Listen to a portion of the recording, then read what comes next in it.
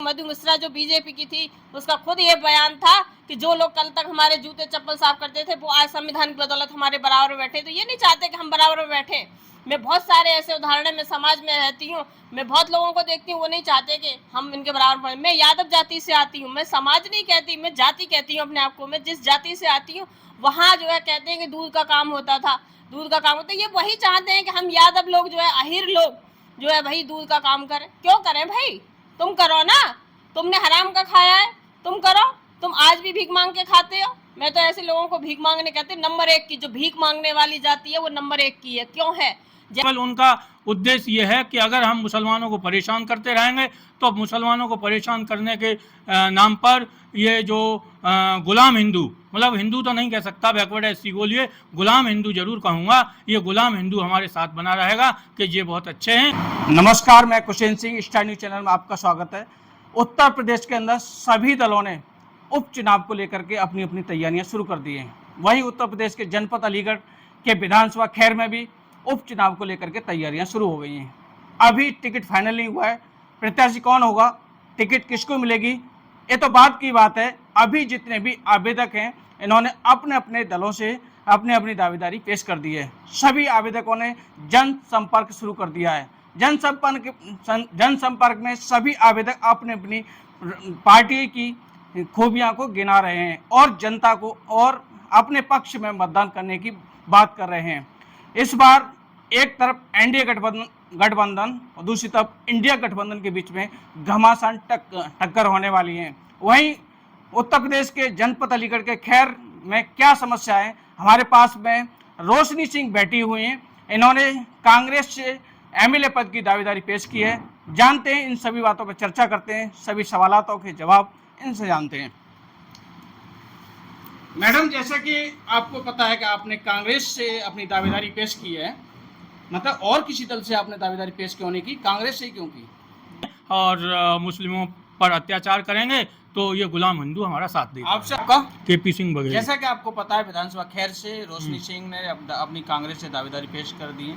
ये किस प्रकार के व्यक्ति हैं, किस प्रकार का इनका व्यवहार है, क्या कहेंगे? देखिए, ये बहुत अच्छे व्यक्ति हैं और राजनीतिक तो नहीं कहूँगा, लेकिन ये व्यक्ति सामाजिक व्यक्ति हैं और इनके पूरे परिवार में कई प्रशासनिक अधिकारी भी हैं और इन्हें अच्छा बेहतर प्रशासन, चूँकि प्रशासन में है तो इसलिए इस अच्छी तरह उस व्यवस्था को ये समझते हैं, लोगों के दर्द को पहचानते हैं और इसी व्यवस्था के तहत इन लोगों ने कदम उठाया है। और हम जैसे लोगों ने इन्हें सलाह दी है कि आप लोग मैदान में निकल के आइए, क्योंकि भ्रष्ट और बेईमान जब तक सत्ता में रहेंगे तब तक इस देश की व्यवस्था, इस प्रदेश की व्यवस्था, इस जिले की व्यवस्था, इस विधानसभा की व्यवस्था में सुधार नहीं हो सकता है। इसलिए आप जैसे ईमानदार, कर्मठ और सच्चे लोगों को राजनीति में आना चाहिए। इसी वजह से आज हम इन्हें इनकी दावेदारी पेश करा रहे हैं, दिल्ली से लखनऊ तक की दौड़ करा रहे हैं और मुख्य कांग्रेस के सभी नेताओं से लगभग मुलाकात हो चुकी है। कांग्रेस की कौन सी ऐसी नीतियां जिनसे आप प्रभावित हैं?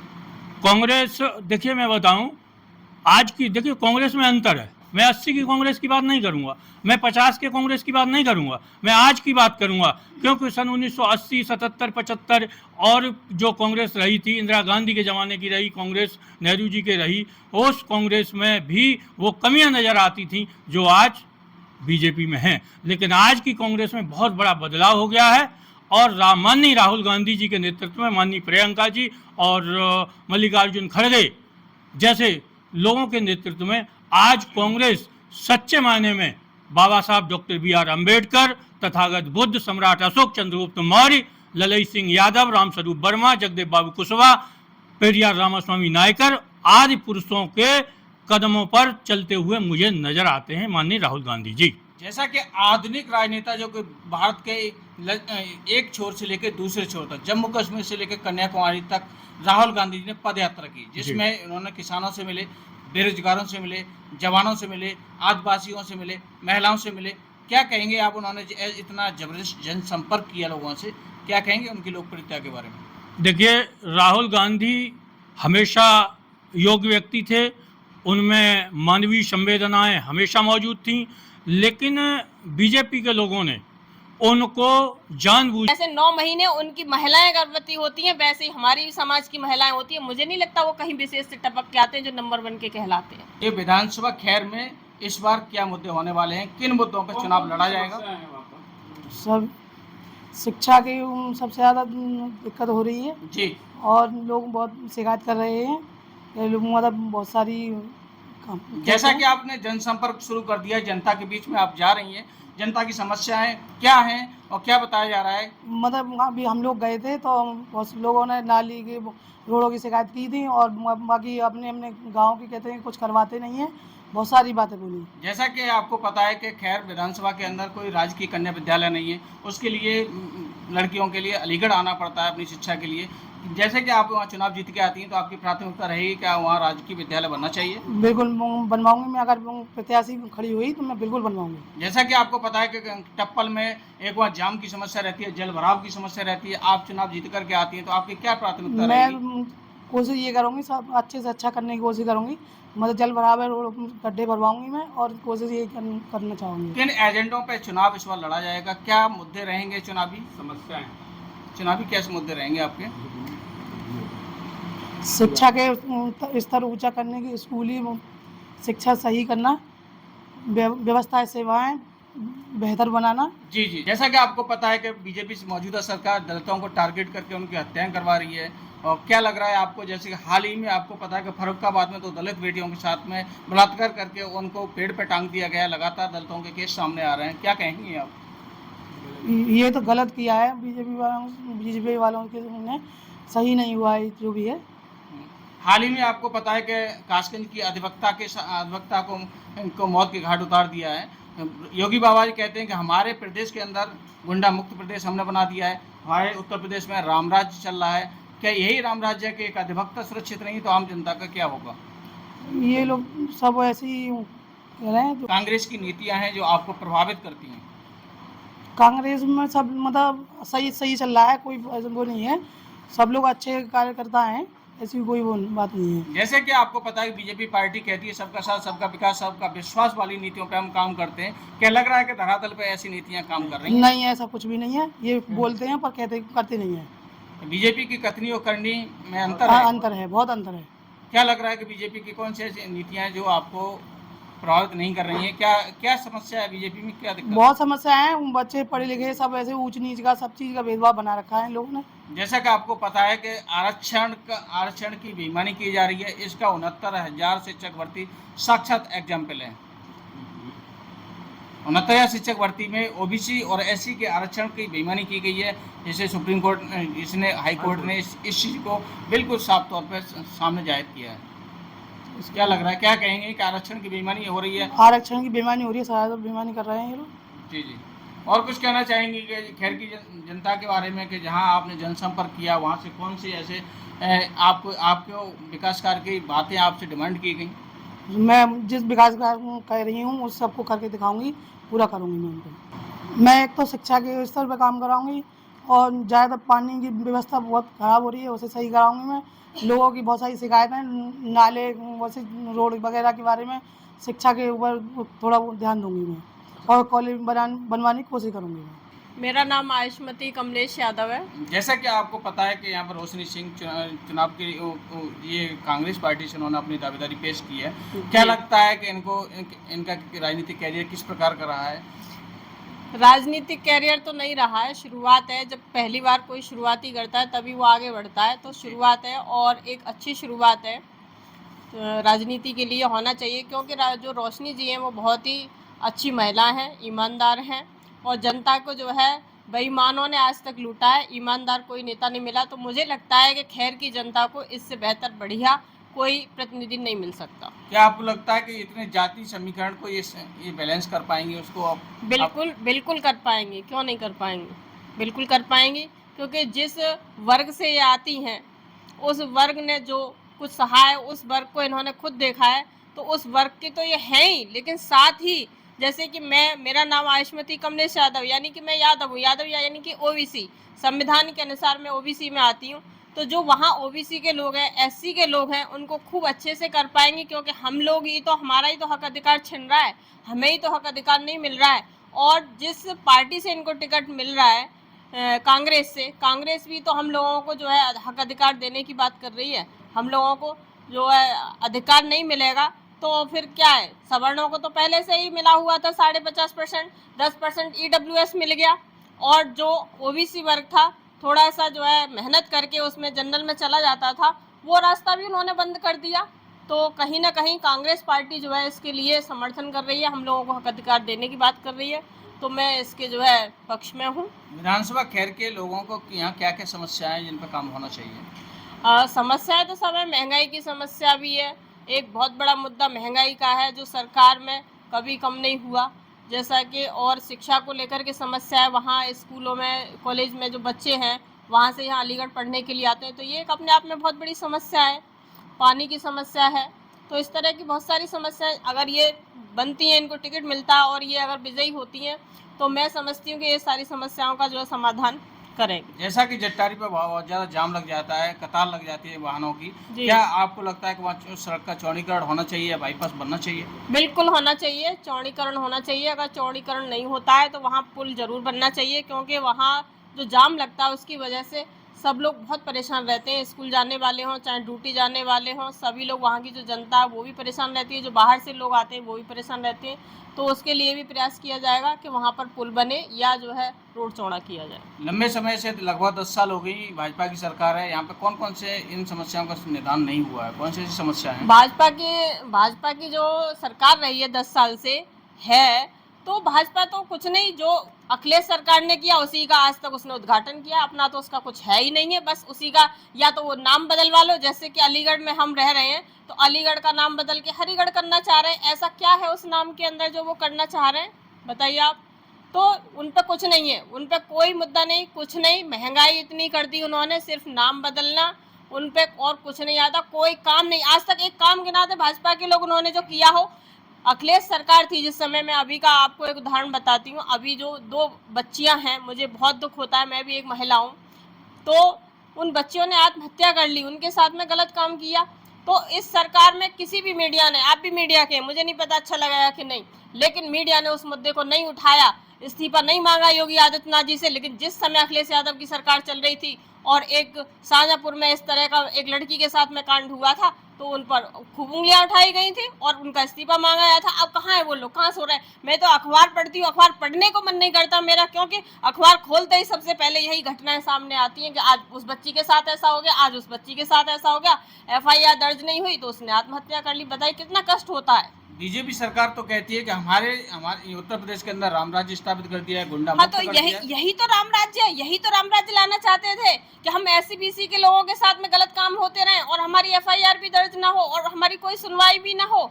यही तो राम राज्य है। राम राज्य में क्या था, सम्मुख जो ऋषि थे उनका वध किया गया, उनकी हत्या की गई। राम राज्य में क्यों की गई? सिर्फ उन्होंने शिक्षा ली थी, शिक्षा लेने के पीछे उनकी हत्या की गई। तो ये नहीं चाहते हम लोग पढ़े लिखें और आगे बढ़ें। इनके पेट में दर्द सिर्फ इस बात का है कि जो लोग कल मधु मिश्रा का या अलीगढ़ का, मैं आपको बताती हूँ, जैसा कि आपको पता है कि विपक्ष का ये मुद्दा रहा है कि संविधान खतरे में, आरक्षण खतरे में, आपको क्या लगता है? बिल्कुल है।